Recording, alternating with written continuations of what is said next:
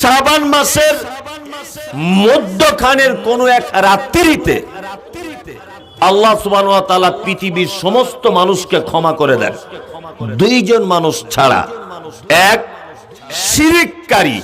দুই, ওই ব্যক্তি যার ভিতরে অন্যজনের জন্য হিংসা বিদ্বেষ আছে, নোংরামি আছে। তবে এই হাদিসটা সমস্ত আইম্মায়ে কেরাম হাদিসটাকে যঈফ বলেছেন।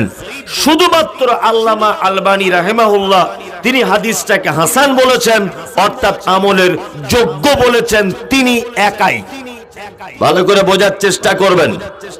চলুন, এই পর্যন্ত শাবান মাসের যাবতীয় বিবরণ শেষ।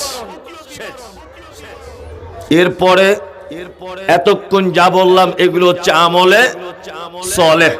আপনি সিয়াম পালন করবেন শাবান মাসে, এটা হবে কি আমলে সলেহ। কারণ